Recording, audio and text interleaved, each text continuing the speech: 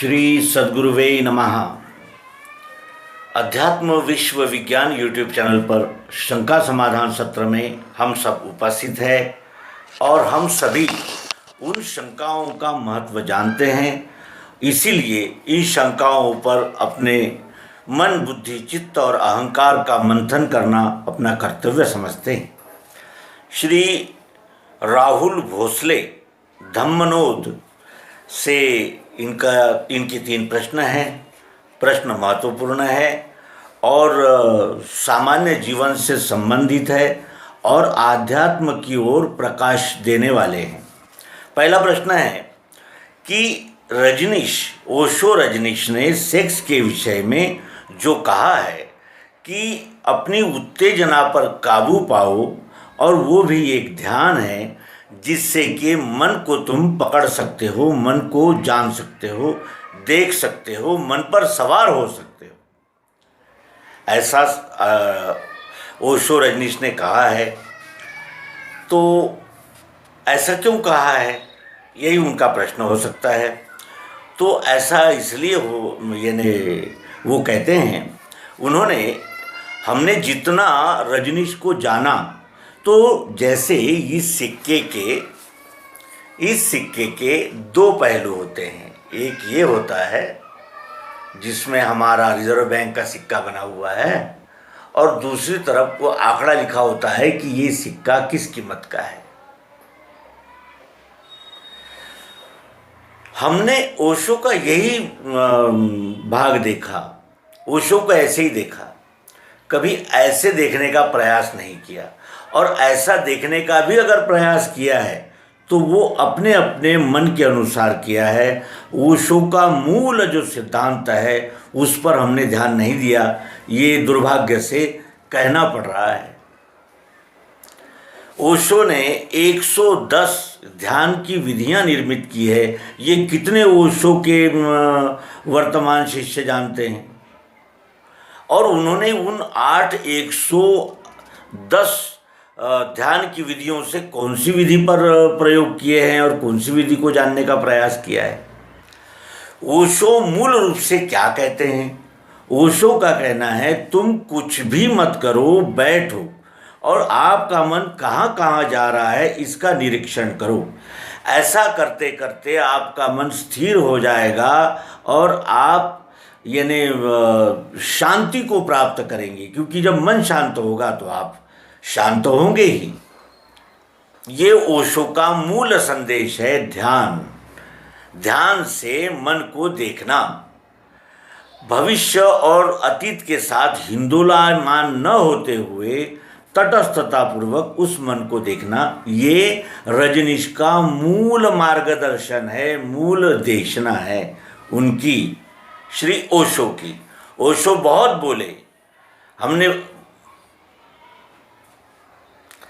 Osho international तक दौड़ लगाए हैं मित्रों, कदाचित इसीलिए कि ये भी अधूरा न रह जाए। और ये सब आप लोगों के ही आशीर्वाद और प्रेम का फल है कि ओशो को जितना जानना हुआ उसमें 2 बातें जानने में आई है कि संभोग इस शब्द के साथ रजनीश को जोड़ दिया गया और ये अत्यंत दुर्भाग्यपूर्ण है। उन्होंने कहा था कि जैसे हर कार्य के विषय में आपको जागृति, साक्षी अवस्था रखनी होगी, उसी तरह संभोग के समय में भी रखने का प्रयास करो। आपको मन की दौड़ समझ में आ जाएगी, किस प्रकार ये मन अतीत और भविष्य में डोलता है, ये तुम्हें नजर आ जाएगा। आप वर्तमान में रहोगे ही नहीं।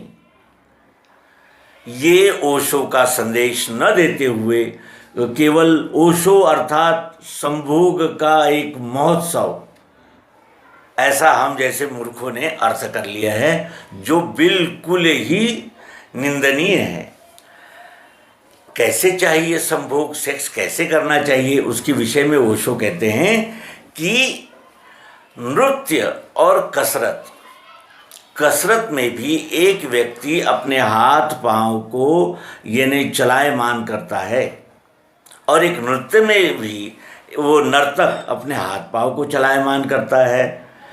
जो कसरत को हाथ पांव चलायमान करता है वो उसका यानी उस अंग संचालन की पद्धति और इसके अंग संचालन की पद्धति नर्तक की, ये अंतर है आप आम जनता के सेक्स करने में और एक ध्यानी के सेक्स करने में। यहाँ कुछ भी व्याभिचार की बात नहीं है, सेक्स से ही हमारी सबकी उत्पत्ति होती है, वो भी एक क्रिया है, क्रीड़ा है।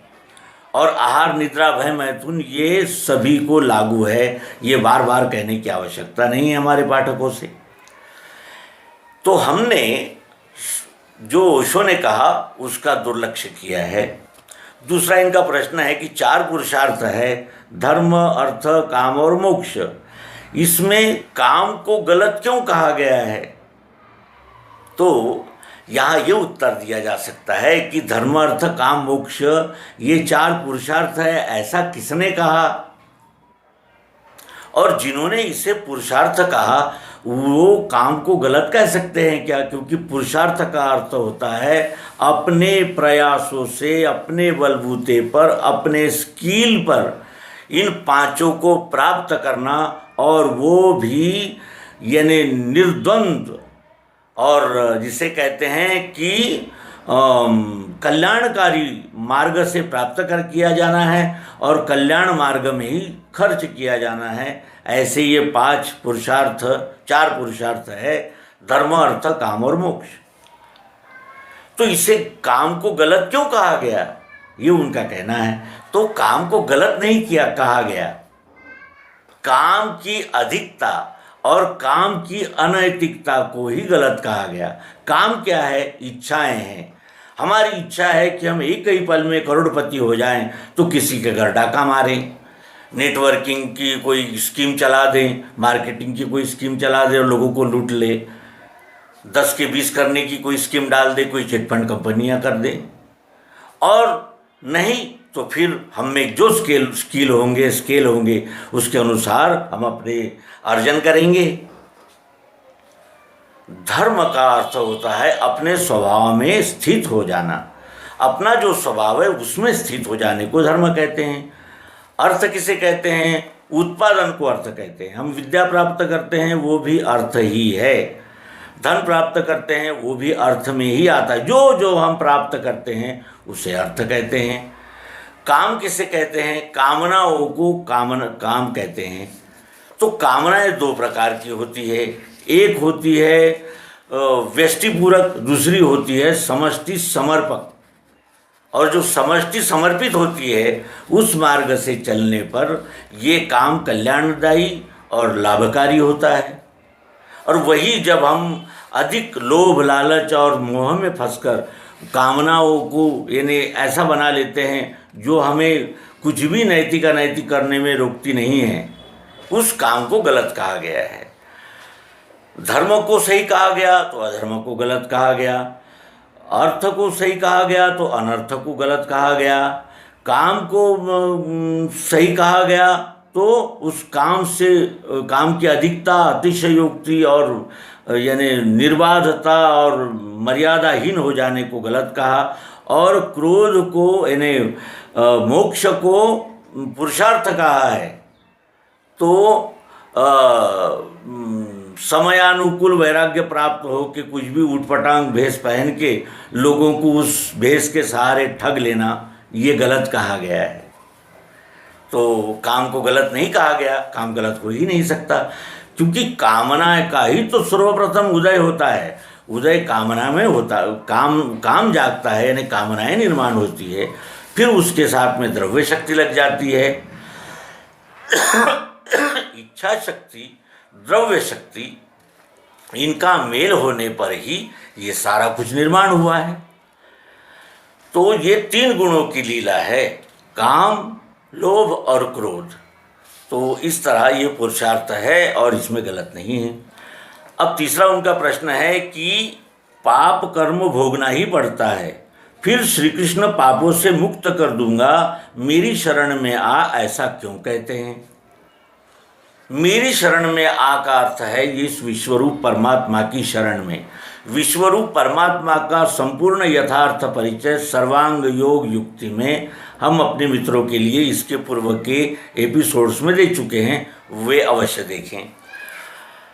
अब विश्वरूप परमात्मा की मेरी शरण में आए ने विश्वरूप परमात्मा की भूमिका से वे कहते हैं कि तुम मेरी शरण में आओ, मैं तुम्हें सभी पापों से मुक्त कर दूंगा। मनुष्य से पाप कब होते हैं? मनुष्य पाप कब करता है? सिपाही सीमा पर लाखों लोगों को मारता है और पुरस्कार भी पाता है, सब उसका गौरव करते हैं। और कोई यानी जो हत्यारा है वो किसी को मारकर 20 वर्ष की जेल भोगता है और जीवन भर के लिए नजर नहीं उठा पाता। कर्म तो एक ही है, लेकिन उसमें क्या हो गया है, उसने व्यष्टि को समर्पित कर दिए कर्म और इसने स्वयं के लिए अर्जित किए हैं। ये दोनों में अंतर रहने से भगवान श्री कृष्ण कहते हैं कि मैं तुझे पापों से मुक्त कर दूंगा, यानी फिर तेरे हाथ से पाप होना ही बंद हो जाएंगे, हो ही नहीं सकेंगे। जब मैं इस हाथ, ये मेरा अंग है, ये जान लेता हूँ तो फिर इस हाथ से गैर व्यवहार नहीं करता। ये दैनंदिन व्यावहारिक उदाहरण है। उसी तरह ये पिंड इस ब्रह्मांड का ही अंश है, ये जानने पर फिर उसका द्वैत निकल जाता है और पाप कर्म होना बंद हो जाता है। इस प्रकार शंका समाधान को यहाँ विराम देंगे। नर्मदे हर सद्गुरु भगवान की जय, विश्वरूप परमात्मा की जय।